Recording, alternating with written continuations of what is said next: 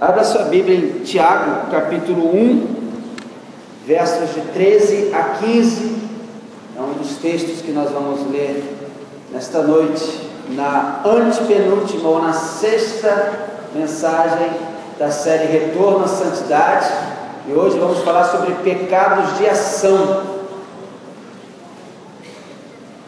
No domingo que vem vai ser pela manhã, e no dia 21 à noite vamos encerrar essa série de mensagens. Tiago capítulo 1, versos de 13 a 15.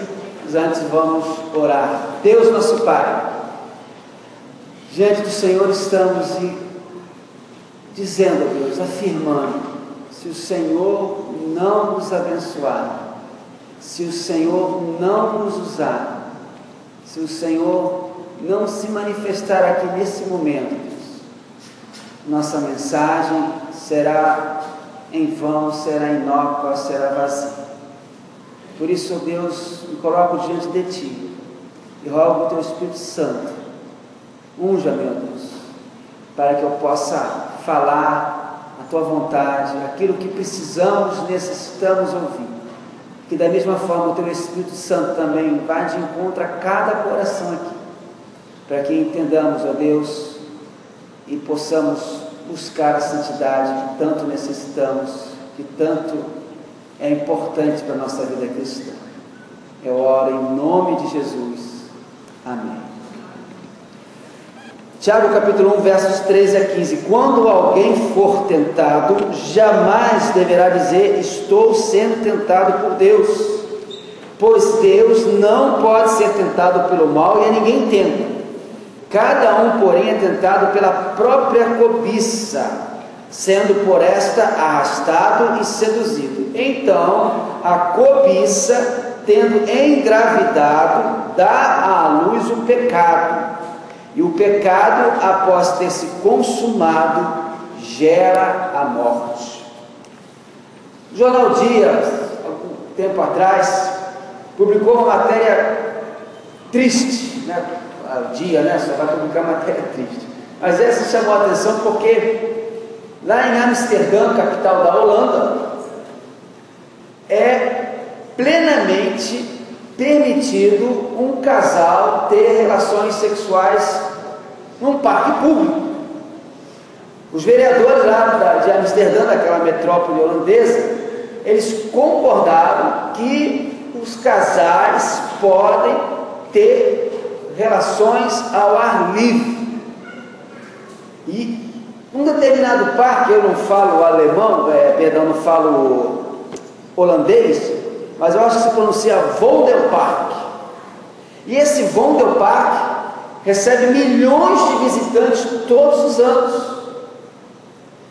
Contudo, um porta-voz da prefeitura afirma que uma outra coisa muito interessante: se os casais estão permitidos a terem relações em um lugar público, os cachorros estão proibidos de passearem livres de colheiras pelo parque, porque se andarem soltos pelo parque, vão urinar em qualquer lugar e vão causar sérios transtornos àqueles que passeiam no local. Quer dizer, o cachorro fazer pipi não pode, porque vai constranger as pessoas. Agora, o casal lá fazendo aquilo lá, pode. Notícias como essas, irmãos, nos mostram que o mundo, também o nosso Brasil, está numa escuridão. Estão passando por um período tenebroso na história da humanidade, onde a gente vê claramente, nitidamente, que os valores estão se invertendo. O que era certo se torna errado, o que é errado se torna certo, e isso aí está numa crescente muito grande. Mas isso não é novo na humanidade, tem crescido muito. Mas já é antigo, tanto antigo que o profeta Isaías disse que o bem é considerado mal e o mal bem. A luz é vista como escuridão e a escuridão como a luz. E, para tristeza nossa, cada dia o que era certo parece tornar-se errado, e o que era errado parece tornar-se certo. A transgressão humana dos valores de Deus, que faz gerar o pecado, está alcançando níveis cada vez mais insuportáveis. E se você busca a santidade, se você é de Deus, se você é lavado, remido, limpo, purificado no sangue de Jesus, você não aguenta mais ligar a sua televisão, abrir a página do jornal ou andar pela rua sem ficar triste, ou preocupado, ou chateado, ou mesmo enojado. Não, porque tem cada coisa que traz nojo para a gente. Tem cada situação que a gente vê pela rua. Tanto alguém que está ali mendigando, isso traz uma preocupação muito grande, uma revolta, porque quem pode fazer não faz porque necessita, quanto certas situações que você acaba vendo. E esses pecados são conhecidos como pecados de ação. São vários tipos de ações que nós, homens, mulheres, cometemos e que podem ser classificados como pecado. E eu nessa noite são muitos, eu fiz uma lista lá, deu muita coisa, e eu vou englobar aqui os grupos mais genéricos, baseado no livro do Gregory Friesen, O Retorno à Santidade, para a gente poder entender esses pecados e procurar não cometê-los mais. E no primeiro grande grupo de pecados de ação, nós encontramos os pecados sexuais, pecados do sexo. 1 Coríntios capítulo 6, versos de 15 a 20, diz assim a palavra de Deus: vocês não sabem que os seus corpos são membros de Cristo? Tomarei eu os membros de Cristo e os unirei a uma prostituta? De modo nenhum. Vocês não sabem que aquele que se une a uma prostituta é um corpo com ela? Pois como está escrito, os dois serão uma só carne. Mas aquele que se une ao Senhor é um espírito com ele. Fujam da imoralidade sexual. Todos os outros pecados que alguém comete fora do corpo os comete, mas quem peca sexualmente peca contra o seu próprio corpo. Acaso não sabem que o corpo de vocês é santuário do Espírito Santo que habita em vocês, que lhes foi dado por Deus e que vocês não são de si mesmos? Vocês foram comprados por alto preço. Portanto, glorifiquem a Deus com o corpo de vocês. Olha a palavra de Paulo. Nós fomos comprados por alto preço. Que alto preço foi esse? O sangue de Jesus. E nós, comprados por esse preço, nós somos o santuário do Espírito Santo. Quer dizer que o Espírito Santo, o Senhor, reside, mora, habita dentro de nós. Todos os tipos de pecados possuem um poder especial sobre a vida do cristão, mas nenhum pecado é tão poderoso em escravizar quanto o pecado sexual. Nós vivemos numa sociedade sensualizada, uma sociedade que tem reduzido a vida do ser humano a um pênis e a uma vagina. A sociedade de hoje tem reduzido a vida do ser humano a sexo. E a coisa é de tal forma que para tudo, irmãos, tem que ter mulher pelada. Para tudo tem que ter uma insinuação de cunho sexual. Parece até que a vida do ser humano gira em torno somente do sexo. Parece que a única coisa que nós estamos aqui para fazer é sexo. O nosso corpo, diz Paulo aqui, é templo do Espírito Santo. O nosso corpo deve ser espiritualmente santo. E eu te pergunto, você tem abusado do seu corpo? É interessante porque o pecado sexual é um pecado que afeta o corpo. Este é o projeto de Deus para o nosso corpo. Para os que são solteiros, se guardar até o casamento. Não tem uma outra alternativa. Esse é o plano de Deus. Para os que são solteiros, se guardar até o casamento. E para os que já são casados, aquilo que lhe certa vez Deus inventou o sexo seguro e chamou de casamento. Você quer um sexo seguro? Casamento. Irmãos, perceba, Deus nos fez seres sexuais. Foi Deus quem colocou hormônios em nós. Sexo é uma coisa tão maravilhosa que foi Deus que nos deu o desejo sexual. Então sexo é uma coisa boa. Por que é coisa boa? Porque vem de Deus. Percebeu? É bom porque vem de Deus. Sexo é abençoador, é bom porque tem origem em Deus, e por isso nós devemos tratar essa questão de pecados sexuais não através daquilo que o mundo coloca, que o mundo diz, que o mundo fala, ou da necessidade, mas através daquilo que Deus nos ensina na Bíblia Sagrada. Uma história muito interessante. Certo rapaz um dia procurou o seu pastor para dizer o seguinte: pastor, eu vim aqui avisar o Senhor que eu vou cair na vida. Chutei o pau da barraca, eu vou cair na vida. Pastor, eu cansei de esperar o casamento, eu não aguento mais. O pastor olhou para ele assim e respondeu: tá bom, foi isso que você veio fazer? Aí o jovem perguntou: o senhor não vai falar mais nada, pastor? Não, você só veio me avisar. Está avisado, caia na vida. O jovem estranhou e insistiu: o senhor realmente não vai falar mais nada? Aí o pastor respondeu: o que você quer que eu fale? O jovem: pastor, eu não aguento mais essa vida. Pastor, essa história de ficar esperando casar, de ter que ficar casto, de ter relação sexual somente com a minha esposa, pastor, isso é complicado, eu tenho vontade, eu não aguento mais isso.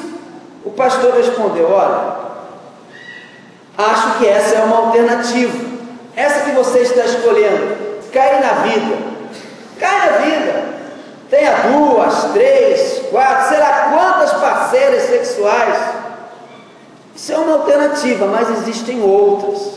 Aí o jovem ficou atento, né? Outras? Quais são as outras, pastor? O pastor respondeu: ó, eu sou o seu pastor, eu posso orar por você. Ah, pastor, isso não dá certo. Eu tenho orado, mas não dá certo. Os meus desejos, os meus impulsos sexuais continuam fortes. Aí o pastor respondeu: não, você não está entendendo. Eu disse que posso orar por você, mas orar para você perder esse desejo. Eu posso orar para você ficar impotente. Não, pastor, para com isso. Que isso, pastor? Isso não. Mas então, meu filho, isso não está infernizando a sua vida? Vamos pedir para Deus tirar isso. Eu vou orar e vou pedir para Deus tirar o seu desejo sexual e você não tem mais nada. Não, pastor, para com isso. O pastor então respondeu: meu querido, o seu problema é o foco que está errado. Sabe o que você está me dizendo quando disse que está até disposto a negar um valor que você considera certo? Porque se não considerasse certo, importante, você não teria vindo aqui falar comigo, expor a situação. Você sabe que Deus espera que você busque santidade, que você case virgem. Você sabe que Deus espera que você tenha relação somente com a sua esposa. Você sabe que isso é um valor bíblico. Você sabe que tem bênção de Deus para isso. Você veio falar com o seu pastor porque você sabe que não deveria fazer o que está se propondo a fazer. Aí o pastor olhou bem assim para os olhos dele e disse: sabe qual é o seu problema? É que ao invés de agradecer a Deus que você tem um desejo sexual, você está lutando contra esse desejo. O jovem ficou assim pensativo: como é que é isso, pastor? O pastor respondeu: primeiro, você tem que começar a agradecer. Senhor, obrigado porque eu funciono. Senhor, obrigado porque eu sou normal. Foca em Deus e agradeça a Deus que você é normal.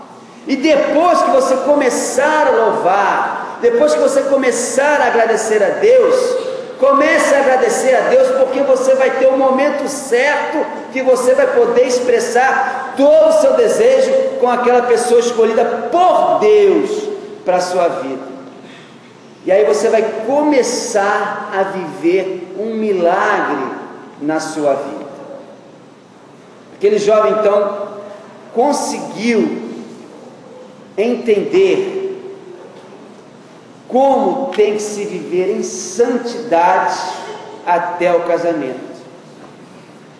Meu querido, presta bem atenção, presta atenção em mim.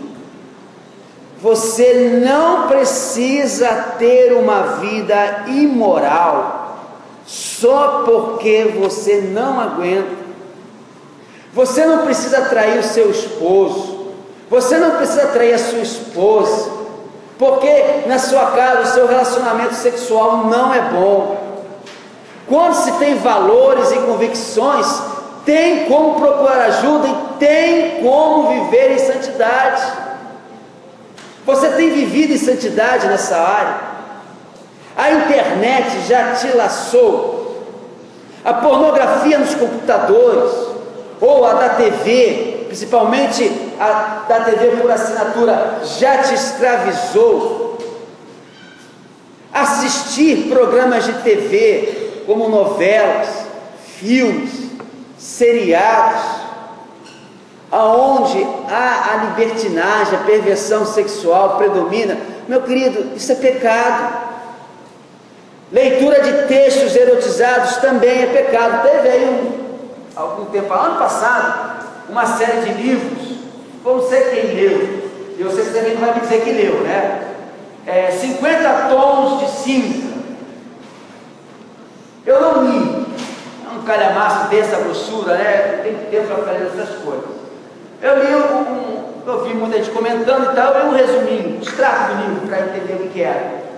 Erotismo puro. O sujeito não para ler um capítulo da Bíblia. O sujeito não para ler um versículo da Bíblia. Mas o sujeito gasta horas sentado, engolindo aquilo lá, como se aquilo fosse trazer algum benefício.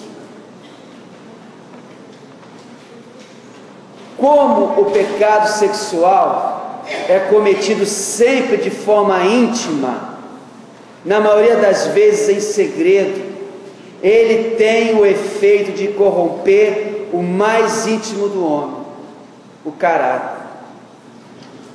Mas perceba, irmãos, presta bem atenção, foco para mim, irmãos, foco para mim.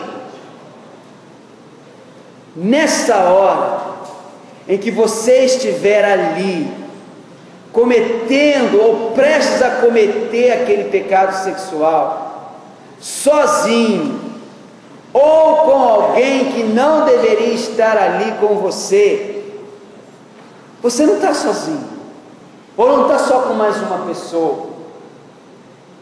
Deus, Jesus Cristo, o Espírito Santo também vão estar ali, vendo. Eles vão estar ali com você, vendo, assistindo aquilo, é pior, se entristecendo, porque você está se dando muito mal com aquilo que aparentemente vai te dar alguns breves momentos de prazer, mas que você vai carregar culpa, pesar, tristeza, remorso por muito tempo e quiçá até o fim da sua vida. Amado, Deus o abençoará muito pelo seu esforço de você entregar a Ele um vaso saudável, santo, preparado para os seus propósitos santos. Entenda que quando nós obedecemos às leis espirituais de Deus, quando nós obedecemos às leis físicas de Deus, nos resguardamos de muitos problemas emocionais, nos resguardamos de muitos problemas espirituais e nos resguardamos de muitos problemas físicos que causam dor para muitos. Se você é escravo do pecado sexual, seja ele na forma da pornografia, seja ele na forma do adultério, seja ele na forma que for, entregue para Deus. Sexo não é necessidade. Se você continuar a ver sexo como necessidade, vai continuar sendo laçado pelo diabo. Sexo é bênção de Deus. Dizem aí os teólogos modernos, como a Amorim terminou o seminário agora, eu não quero dizer quem foi que disse isso, mas que no momento em que um casal, o marido e a mulher, o esposo e a esposa, estão tendo lá o seu momento de prazer, é comparado ao momento de alegria que nós temos com Deus. Sexo não é necessidade. Você não é um bicho. O que o diabo mais quer fazer com o ser humano é transformar ele em bicho, é tirar a imagem e semelhança de Deus dentro do ser humano, transformá-lo num animal, num bicho. Você vê aí uma cadela com um monte de cachorros, você vê aí os bichos no cio, sem saber direito o cio, e fazem porque é um cio, os feromônios, na rua, todo mundo vendo, e os bobões estão nem aí, os bichos. O diabo está forjando a humanidade desse jeito. Sexo é bênção, bênção de Deus, e você deve desfrutar essa bênção de Deus no casamento, porque é assim que Deus preparou. Segundo tipo de pecados de ação, Mateus 6:24. Pecados de idolatria. Mateus capítulo 6, verso 24. Ninguém pode servir a dois senhores, pois odiará um e amará o outro, ou se dedicará a um e desprezará o outro. Vocês não podem servir a Deus e ao dinheiro. Regra geral, irmãos, qual é a imagem que vem na mente do cristão toda vez que se depara com o termo idolatria? Qual é a imagem que você tem quando eu falo idolatria? Com certeza, né? A imagem de uma pessoa se curvando diante de uma estátua, diante de um ídolo, prestando adoração àquela estátua, prestando adoração àquele ídolo, suplicando um favor àquele ídolo. Por essa imagem que se tornou um estereótipo, muitos cristãos de hoje, presta bem atenção, por a gente achar que idolatria é só se curvar diante de uma imagem, muitos cristãos de hoje não se consideram idólatras. Muitos cristãos de hoje não se consideram idólatras, mas eu vou te mostrar que talvez você seja um.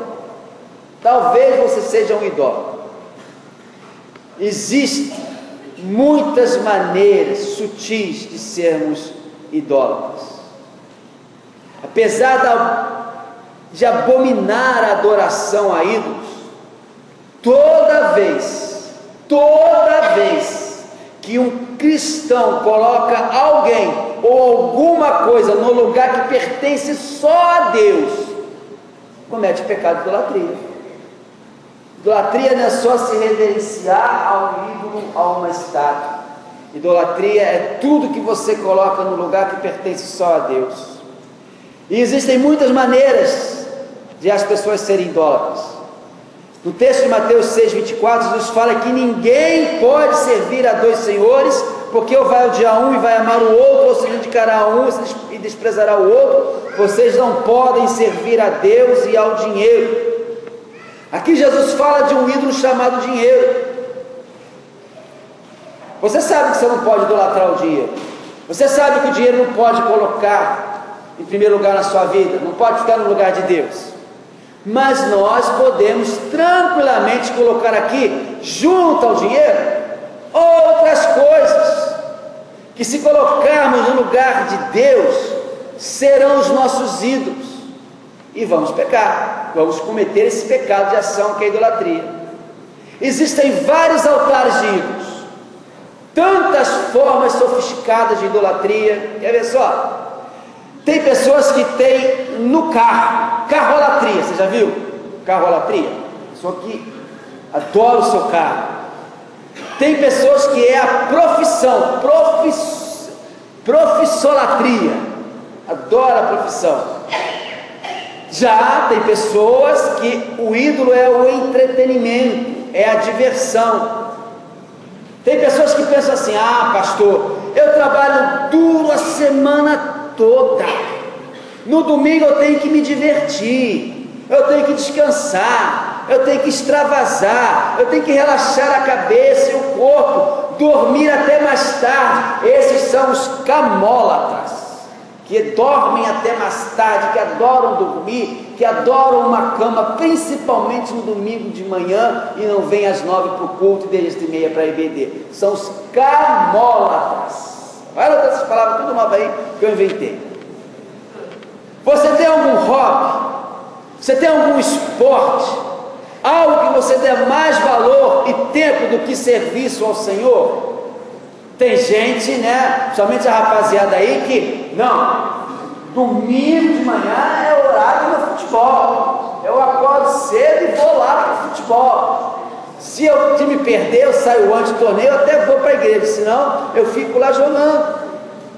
Agora, irmãos, presta atenção nessa pergunta. Essa pergunta é muito importante. Ela mexeu muito comigo. Sabe que antes de eu bater em vocês, né, nessas mensagens, Deus bate em mim primeiro. Então eu venho para cá trazer essa mensagem todo machucado. Mas presta atenção nessa pergunta aqui, ó. Se todos os membros aqui da Igreja Batista da Prata seguissem o seu exemplo de serviço, quão forte seria o ministério aqui da igreja? Outra pergunta nesse mesmo nível: como seriam os cultos aqui da igreja se todos os membros desta igreja tivessem a sua assiduidade? Ou como seriam os cultos aqui da igreja se todos os membros da igreja tivessem a sua pontualidade? Ou como seriam os cultos aqui da igreja se todos os membros da igreja tivessem o seu compromisso com a igreja? Entendeu? Ficou ruim, né, pro teu lado? Ou ficou ruim pro lado da igreja? Já pensou se todo mundo fosse igual a você?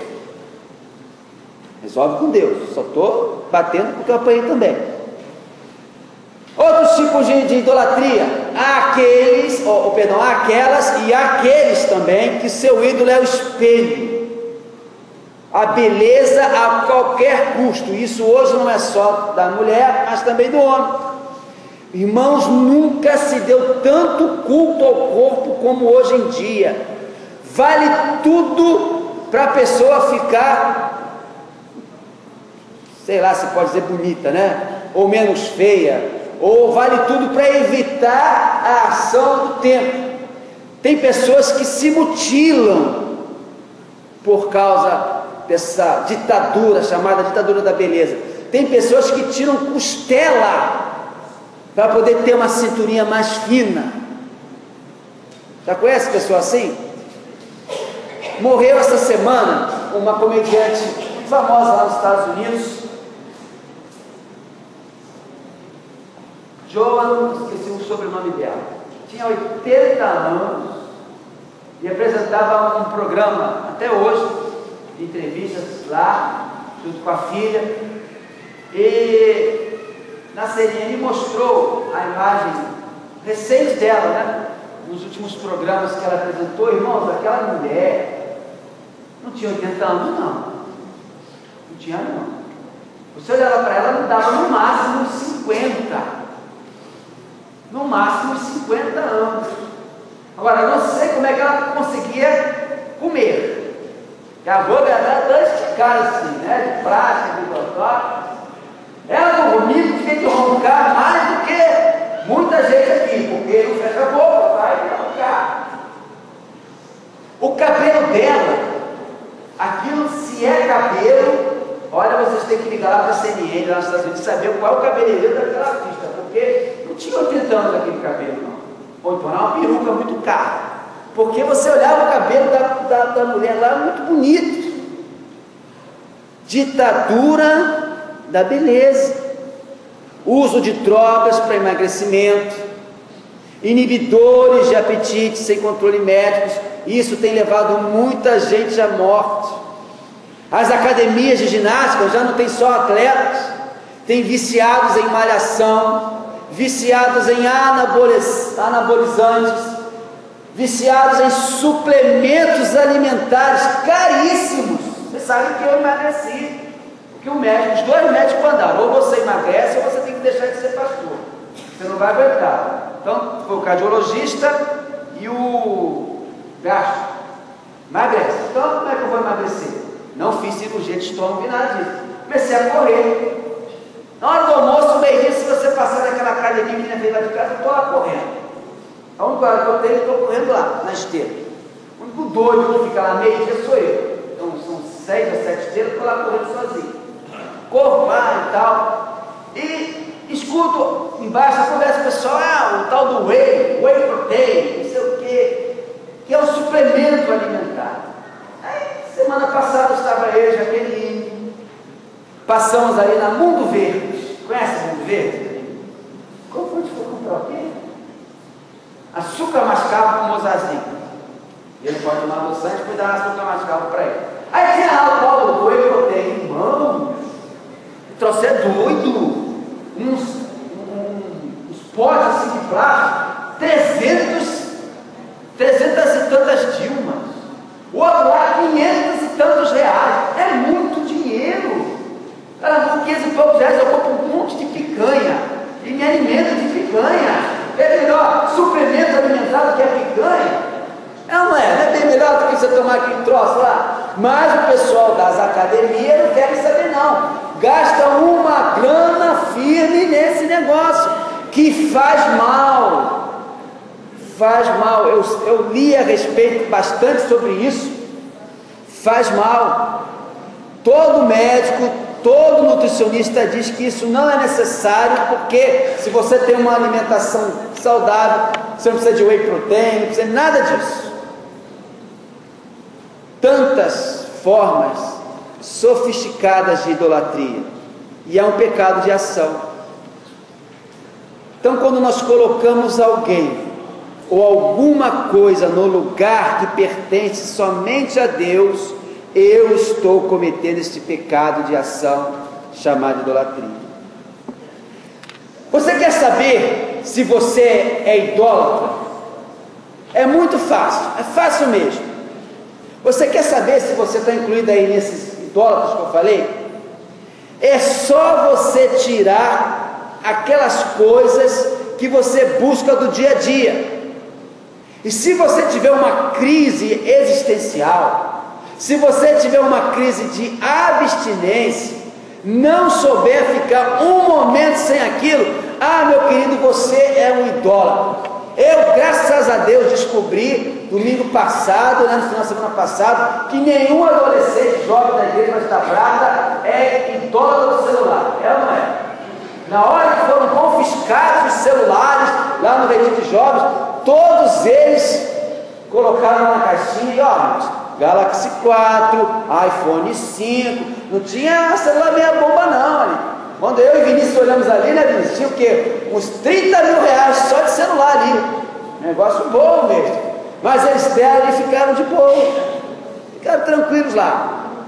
Amados, se você está doente e não pode exercer a sua profissão, e você tem uma crise existencial, desculpa, mas essa sua profissão é o seu ídolo. Algo muito difícil de falar ou mesmo de entender como idolatria, mas que acontece muito e precisamos saber, é quando, por exemplo, a esposa ou o esposo morreu. Se você perdeu a razão de viver porque o esposo ou a esposa morreu, me desculpe, mas ele ou ela não é o seu cônjuge. Você o transformou em ídolo. Porque tudo que assume um valor existencial na minha vida está assumindo o valor de Deus no meu coração. Como nos enganamos só porque não me curvo a imagens ou não vou a Aparecida em Romaria e não me considero idólatra? Você quer mudar? Porque existe libertação quando a gente descobre que só Deus é o Senhor e tudo mais faz parte da minha existência, mas Deus é o grande foco, Deus é a grande razão da minha existência, e o restante faz parte da bênção que esse meu Deus colocou na minha existência. Por mais que eu ame a Jaqueline e a ache linda, né? A Jaqueline sabe que eu estou falando isso, porque eu acho cada dia mais linda, né, Jaqueline? Por mais que eu ame a Jaqueline, por mais que eu ame o Mozarzinho, eu não dependo deles para existir. Por mais que eles me amem, eles não dependem de mim para existir. Mas eu dependo de Deus. Eu dependo de Deus para existir. Amado, a melhor maneira de perder a sua família é colocá-la no lugar de Deus. Muito comum entre os jovens e adolescentes é colocar o namorado ou a namorada no lugar de Deus. O namoro do jovem cristão deve ser seguido pela Bíblia, dedicada a Deus. Existe um limite também. Quando o namoro se torna prioridade em todos os aspectos da vida, quando o namoro se transforma numa verdadeira obsessão, pais, fiquem atentos, é hora de parar. Namorado, namorada, fiquem atentos, reflita e pense se esse namoro é da vontade de Deus. Um outro tipo de idolatria, o artista não pode ser mais importante do que Deus.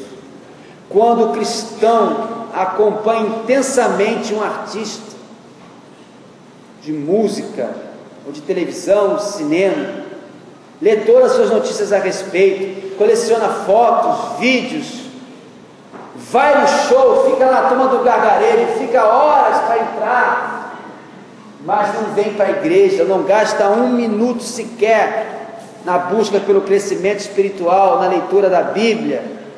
Aí está o seu Deus, o seu artista, o seu cantor.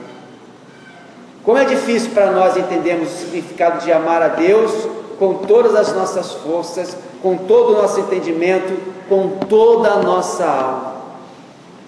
Quando nós estamos falando de pecado de ação, nós estamos falando de inversão de valores em nosso coração. E nós chegamos no terceiro grupo de pecados de ação. Na verdade, eu alistei 5 grupos, mas o tempo não vai deixar que a gente continue, e eu vou ficar só nesse terceiro grupo de pecados de ação, que é roubo. Eu não gosto muito disso não. Quem me conhece sabe que eu não gosto muito disso não, mas vou fazer. Senão não vai dar certo a interatividade que eu quero de vocês. Eu acho até engraçado eu falar isso. Pergunta para a pessoa que está ao seu lado se ela é ladrão. Vai, pergunta, você é ladrão? Quem me conhece sabe que eu não sou de falar esse negócio, né? Chega, tá bom, vocês já perguntaram, a pessoa vai responder se quiser ou não. Foco para mim, de volta, presta atenção. A gente tem a tendência de achar que não é ladrão. A gente tem a tendência de achar que não é ladrão. Mas é interessante que Deus trabalha com essa questão de ser ladrão em vários níveis. Por exemplo, um texto muito conhecido de nós, Malaquias capítulo 3, versos de 8 a 10. Vocês podem ler juntos comigo? Pode um homem roubar de Deus? Contudo, vocês estão me roubando. E ainda perguntam: como é que te roubamos? Nos dízimos e nas ofertas. Vocês estão debaixo de grande maldição, porque estão me roubando. A nação toda está me roubando. Tragam o dízimo todo ao depósito do templo, para que haja alimento em minha casa. Ponham-me à prova, diz o Senhor dos Exércitos, e vejam se não vou abrir as comportas dos céus e derramar sobre vocês tantas bênçãos e nem terão onde guardá-las. Recusar-se a devolver o dízimo é coisa simples, é roubo. E sabe por que é roubo? É roubo porque tudo que tenho, eu tenho, ou o que sou, eu sou. Quem foi que me deu? Se eu tenho capacidade, se eu tenho competência, se eu tenho oportunidades na vida, foi Deus que me deu. Não, preste atenção, meu amado, e me responda sinceramente. Deus, por acaso, precisa do seu dinheiro? Claro que não. Tanto que muita gente rouba a Deus, e veja só, Deus não para de fazer o que Ele está fazendo. A pessoa é que perde a bênção, e Deus não para. A pessoa que rouba a Deus perde a alegria de participar da obra de Deus. Ela perde a alegria de ver Deus agindo através da vida dela. Ela perde a alegria de ver Deus criando situações através da fidelidade dela.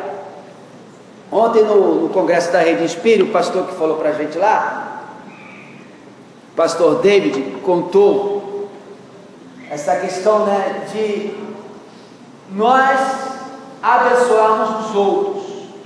Afinal, nós estamos aqui para abençoarmos os outros. E quando nós abençoamos os outros, quando nós servimos os outros, Deus nos abençoa. É uma lei de Deus simples também. E ele contou que estava no carro lá em São José dos Campos com o pastor Carlinhos Paz, que é o pastor principal lá da PIB. E em determinado momento eles pararam lá e o pastor Carlinhos deu para ele, em forma de agradecimento, porque ele rodou com o pastor o dia inteiro, uma oferta. Aí o David falou: não, pastor, não precisa não. Eu andei com o senhor o dia inteiro, já fomos bastante. O pastor Carlinhos falou para ele o seguinte: para de ser orgulhoso, para de ser orgulhoso e aceita essa oferta aqui, porque ela, além de te abençoar, Deus vai lhe abençoar também. Então, às vezes, quando a gente não recebe a bênção de alguém que ia dar para a gente não está só colhendo a nossa bênção, né? Não recebendo a nossa bênção, mas impedindo que aquele que quer dar a bênção não receba a bênção de Deus. Porque, irmãos, a matemática de Deus é maravilhosa. Quanto mais eu dou, seja o dinheiro, o dízimo, o meu trabalho, o meu talento, o meu tempo, a minha vida, quanto mais eu dou, mais eu tenho. Quanto mais eu entrego, mais eu recebo. Mas é impressionante, nós roubamos do ser humano, roubamos de várias maneiras, mas eu queria só destacar essa. Quando nós começamos a falar dessa questão do dízimo e começamos a apresentar N desculpas do porquê eu vou entregar ou não entregar o dízimo, e com isso nós perdemos a grande oportunidade de descobrir a bênção de Deus na nossa vida. E quando Deus fala, presta bem atenção nisso aqui, quando Deus fala que vai abrir as janelas dos céus, ou aqui na versão da NVI, as comportas dos céus, é muito mais do que simplesmente botar dinheiro na conta bancária. Por exemplo, aquela família que briga todo dia, o esposo com a esposa, os pais com os filhos, os irmãos entre si. Vocês acham que o que essa família que briga todo dia, o que eles mais precisam é dinheiro na conta bancária?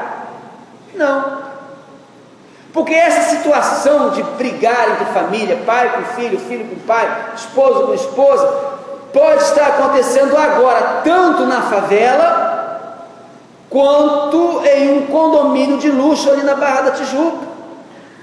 Pode estar acontecendo dentro de um barraco lá no Vidigal, quanto numa cobertura daqueles lá de São Conrado, frente do bar. Agora, nesse instante, quando Deus fala em abrir a janela do céu, isso não está vinculado a dinheiro, não está vinculado a dinheiro, porque aquela pessoa que está nesse momento, como por exemplo a dona Aurora, a mãe da Maristela, que eu e Jaqueline fomos visitar essa semana, ela está numa situação de saúde muito delicada, muito frágil, e a preocupação dela agora não é se tem dinheiro na conta bancária, e nem é a preocupação da Maristela e do Rony. Sabe o que é bênção dos céus para eles? É cura divina, é a perna da dona Aurora fortificar e ela poder andar novamente. Bênçãos dos céus para eles agora é a mente dela poder voltar ao que era antes. Isso é que é janela do céu aberta. Quem sabe você está aqui e você está entendendo direitinho o que eu estou dizendo, porque você está olhando para mim e está pensando: pastor, na minha casa a janela do céu abrir, não é dinheiro não. Eu sei direitinho, pastor, o que é janela do céu aberta lá em casa. Você quer que Deus abra as janelas do céu para você e sua família? Dois, entregue-se, devolva o seu dízimo. E devolver o dízimo é tão simples. O que são 10%? Pastor, dízimo é a questão do Velho Testamento. Também acho, dízimo é do Velho Testamento. A gente não encontra dízimo no Novo Testamento, não. Dízimo é do Velho. O que a gente não encontra no Novo Testamento é mais do dízimo, é mais do que o dízimo. Dízimo é ensino do Velho. No Novo, Jesus fala para a gente se entregar totalmente. A gente é além só dos 10%, não é só 10% do salário, é a toda a nossa vida. E a gente não recebe as bênçãos, a janela do céu está fechada na nossa vida, porque eu não me entrego, porque eu fico pecando, porque eu não deixo Jesus agir na minha vida. E eu quero concluir, só citar os outros dois tipos de pecados aqui, rapidamente, muito comum, que é a feitiçaria. Levítico 19:31, não recorram aos médios, nem busquem os espíritos, pois vocês serão contaminados por eles, eu sou o Senhor seu Deus. Não recorrem a isso, não consultem a horóscopo, não consulte a horóscopo, nem por curiosidade, porque o diabo pode fazer acontecer aquilo que está ali parecido com você, e te amarrar nesse negócio, e você vai pensar que aquilo existe. Médiuns, cartomantes, isso tudo é do diabo, isso tudo não existe. E o outro pecado é relativizar os mandamentos. Romanos 7,12. De fato a lei é santa e o mandamento é santo, justo e bom. Todo mandamento que vem de Deus é justo e bom. A gente relativiza, acha que não é bem assim e se dá mal, mas todo mandamento de Deus é bom. Meu querido, na sua busca pela santificação,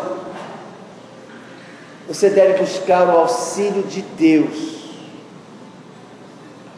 Jesus disse lá em João 14:27: deixe-vos a paz, a minha paz vos dou. O termo que Jesus utilizou ali, o paz, Irene, quem tem o nome Irene sabe que significa paz, e paz em grego é Irene, mas Jesus pegou uma palavra que vem do hebraico, que você já ouviu muitas vezes, é o shalom.